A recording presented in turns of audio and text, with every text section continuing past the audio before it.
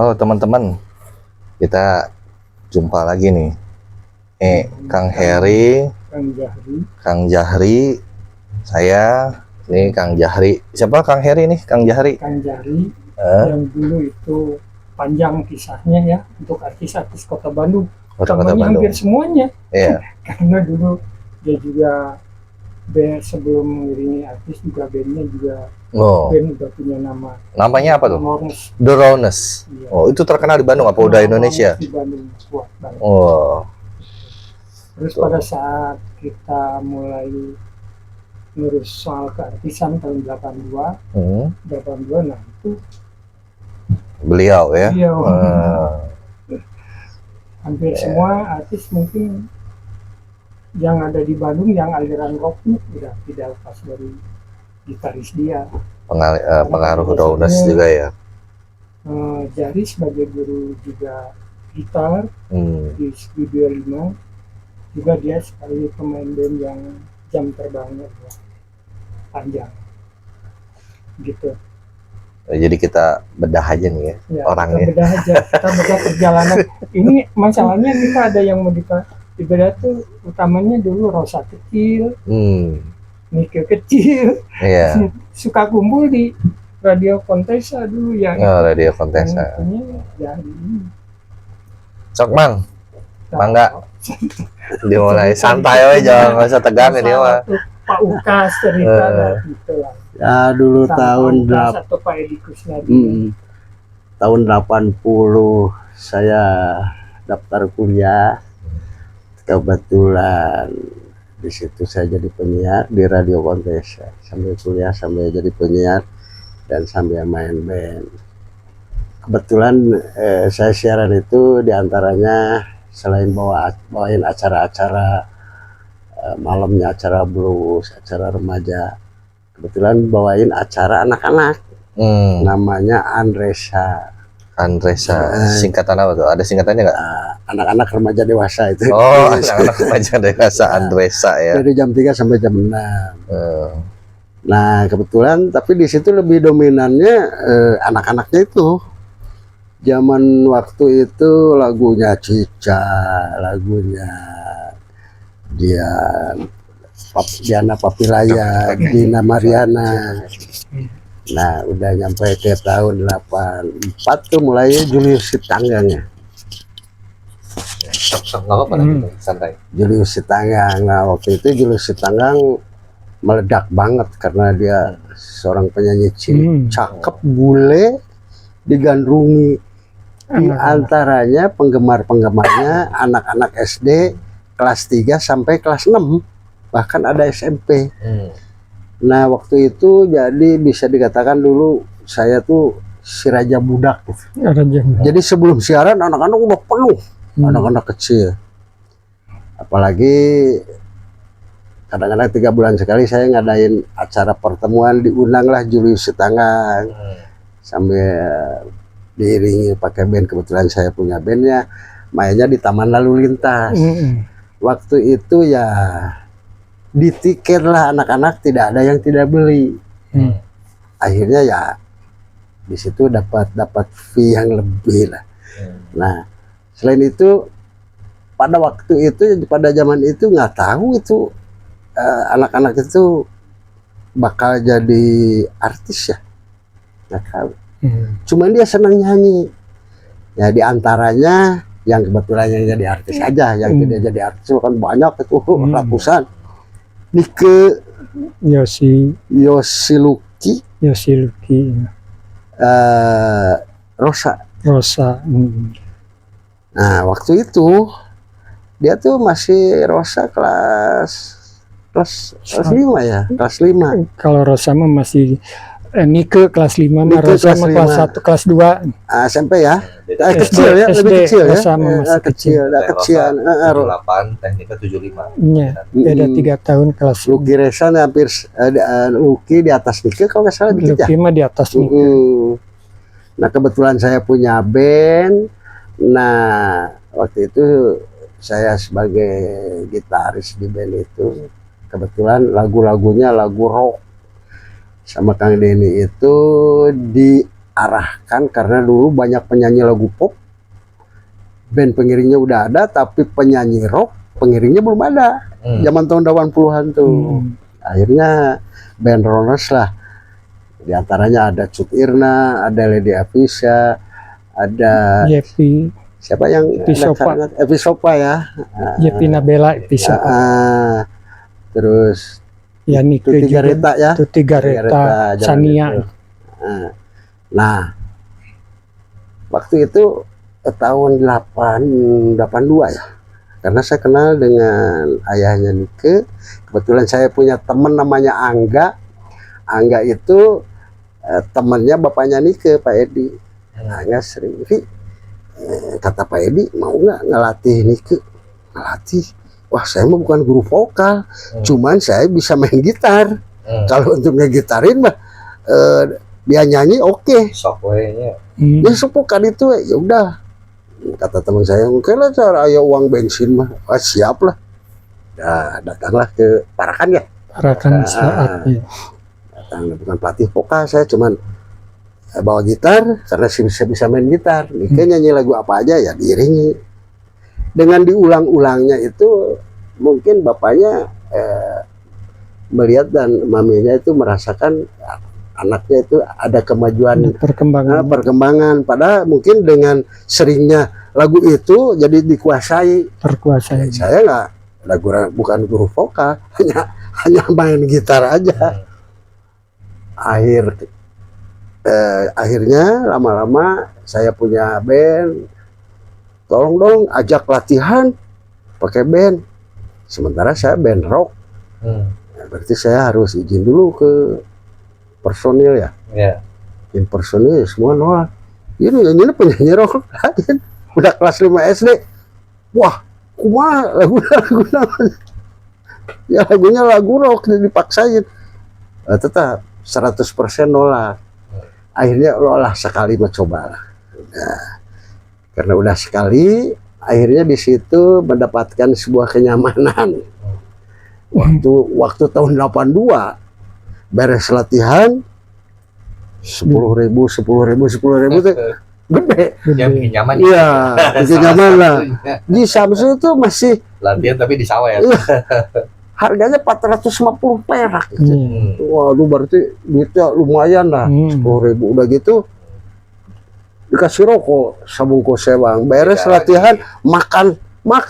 Dulu belum ada Bu Imas. Pokoknya di situ udah ada ya. Nggak tahu warung apa itu tempat makan apa. Cuman di situ. Jadi makanan petnya bersih ya. Bersih. Mulailah tersenyum si anggota itu. Begitu latihan berikutnya nggak latihan, dia yang nanya. Jadi kenapa Nike nggak latihan lagi? Oh, berarti udah ketagihan. Ya udah akhirnya telepon bapaknya, sering latihan. Udah kompak. Begitu main, jadi tolong dong sekali-kali ajak main. Masalah manggung. Ya ajak manggung, ajak.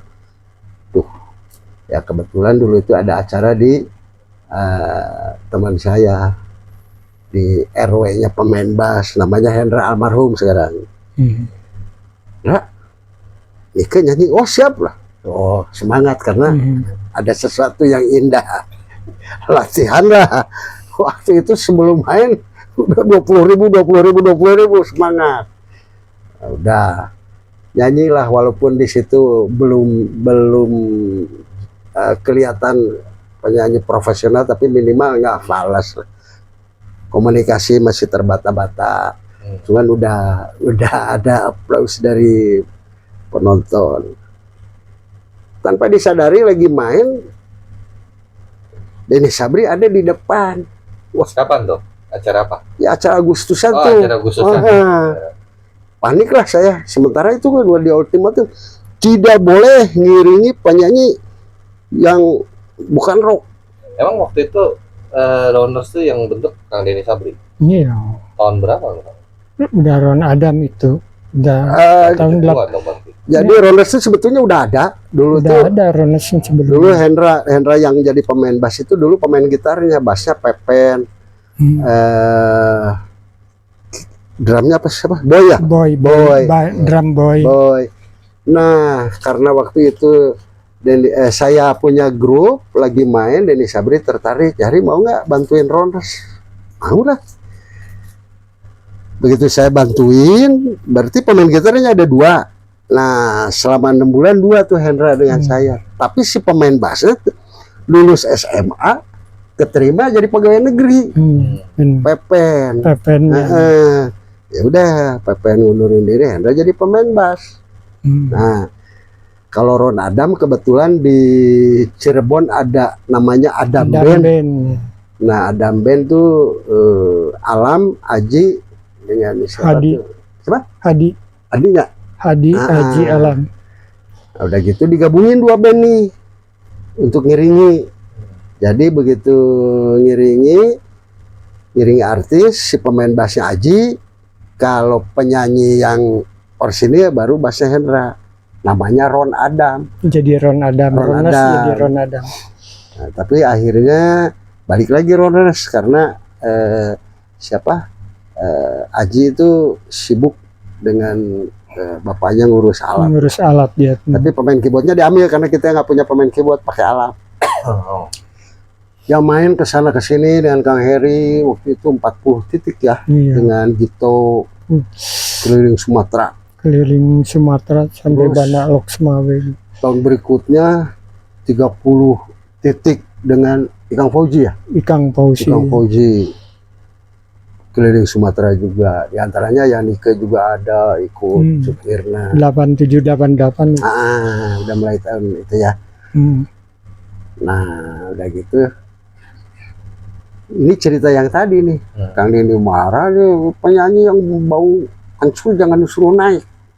Ya udah, karena salah ya saya. Tapi Kang Denny, saya jujur aja, itu tiap latihan anak-anak dikasih 10.000, terus kasih makan, kasih rokok, terus kalau main kasih 20.000. Denny Sabri, oh gitu, ya udah bagus lah kalau gitu. Nah, berapa tahun kemudian Nike udah SMA ya. Kang Denny waktu tadi hari itu suruh main tuh tahun berapa tuh? 87 ya? Iya, ke sana mah 87. Nah, itu ya. Mulai rekaman tuh 89, beredar 90. Nah, waktu itu ya antara tahun segituan lupa lagi. Nike main, Denny Sabri ke situ.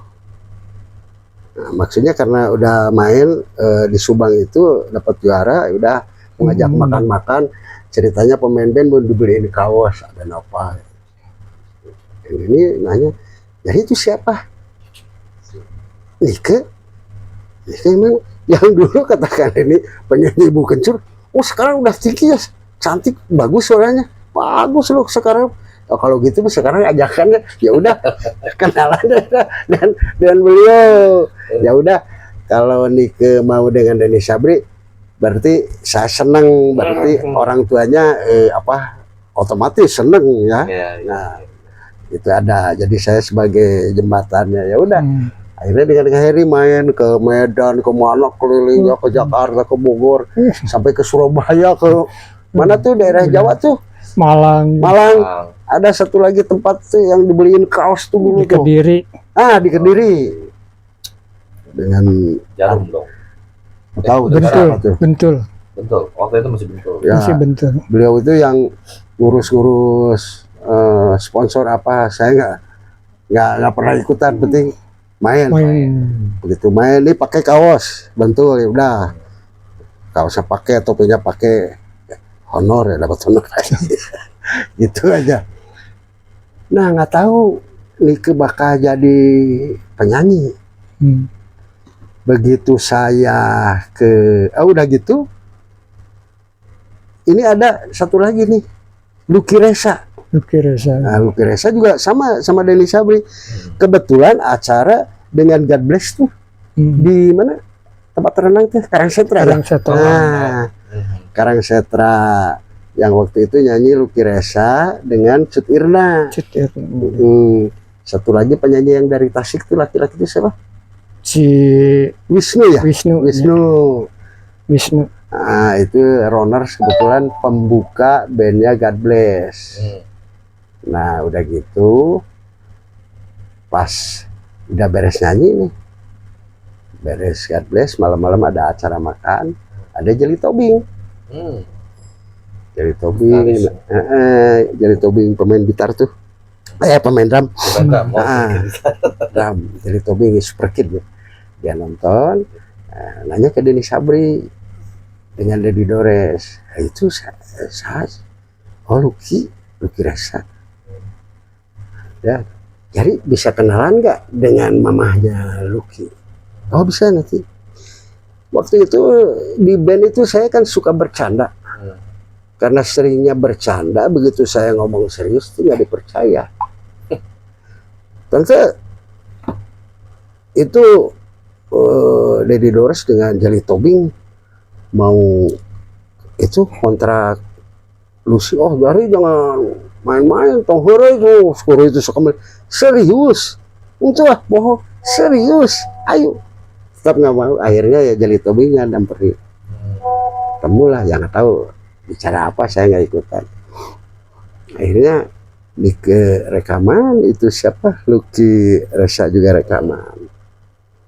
Nah kebetulan tahun 88 ya, saya berangkat ke Aceh. Ya 88 awal tuh. Saya udah nikah. Udah nikah waktu itu, saya jadi penyiar, gaji lumayan pada zaman